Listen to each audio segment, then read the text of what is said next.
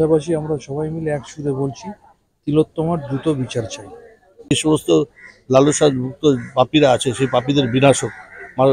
এবং সে আরজিকর মেডিকেল কলেজে 9ই আগস্ট রাতে ঘটে যাওয়া ঘটনাটা আমাদের সকলের মনে একটা দগদগে ঘায়ের মতো হয়ে রয়েছে। রাজ্যের মাননীয় মুখ্যমন্ত্রী থেকে শুরু করে সমাজের প্রতিটা মানুষ সেই তিলোত্তমার সুবিচারের আশায় আমরা রয়েছি।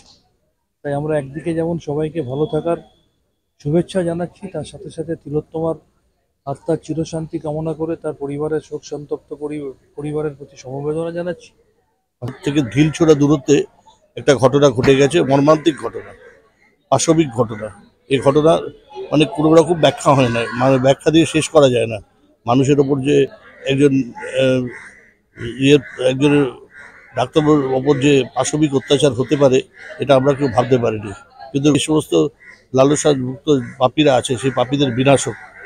ঢিলছোড়া দূরত্বে সরকার বাজার অধিবাসীর বিরুদ্ধে যেখানে পুজো করছে সেখানে তারা অত্যন্ত মনোকষ্ট নিয়ে পুজো করছে, কারণ যে ধরনের ঘটনা তাদের চোখের সামনে ঘটে গেছে, নিশ্চিতভাবে সেটা আমাদের কাছে ভীষণ বেদনার। এবং আমরা চাই যে এই পুজোর মাধ্যম দিয়ে সেই সমস্ত অসুরদের মনে অন্তত সেই শক্তি আসুক, যে শক্তিতে তাদের মানে এই সমস্ত আসরিক কাজ যারা করে তাদের বিনাশ করুক। এই পুজো একসময় একটা ছোট্ট ঘরের মধ্যে হতো। মা চেয়েছেন সেই ঘরের থেকে বেরিয়ে আজকে সার্বজনীন চেহারা নিয়ে সবাইকে নিয়ে এই পুজো হয় এবং সজল সহ সবাই এই ক্লাবের সদস্যরা আজকে পুজোয় অংশগ্রহণ করে এবং এই পুজো সরকারের স্বীকৃতিও পায়, সরকারের পুরস্কারও পেয়েছে, কলকাতা পৌরসভার পুরস্কার পেয়েছে। নিশ্চিত করে পুজো ধীরে ধীরে অনেক উচ্চ মার্গে পৌঁছাচ্ছে। কিন্তু আবার আমি যেটা বলছি, এবারে খুঁটি পুজো হচ্ছে ঠিকই, আনুষ্ঠানিকভাবে করছে, আমিও এসেছি, কিন্তু সরকার বাগানের পাঁচিলের গায়েই হচ্ছে আরজিকর মেডিকেল কলেজ। একজন একজনের ডাক্তারের ওপর যে পাশবিক অত্যাচার হতে পারে এটা আমরা কেউ ভাবতে পারিনি, কিন্তু ঘটনাচক্রে ঘটে গেছে। তাই মায়ের কাছে প্রার্থনা করি, মা দুর্গা, দুর্গতি, নাসিনী, এই সমস্ত পাপীদের যেন বিনাশ হয়।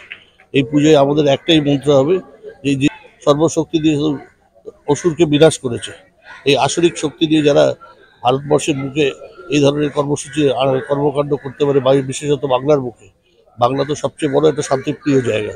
সেই শান্তিপ্রিয় জায়গায় যেভাবে তাণ্ডব হয়েছে, পাশবিক অত্যাচার হয়েছে, সেই অত্যাচার যেন তার প্রকৃত বিচার হয় এবং দোষীদের শাস্তি হয়।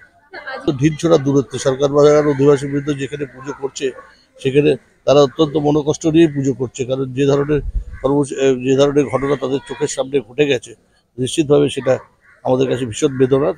এবং আমরা চাই যে এই পুজোর মাধ্যম দিয়ে সেই সমস্ত অসুরদের মনে অন্তত সেই শক্তি আসুক, যে শক্তিতে তাদের মানে এই সমস্ত আসরিক কাজ যারা করে তাদের বিনাশ করুক। পাশাপাশি আমরা সবাই মিলে এক সুরে বলছি, তিলোত্তমার দ্রুত বিচার চাই।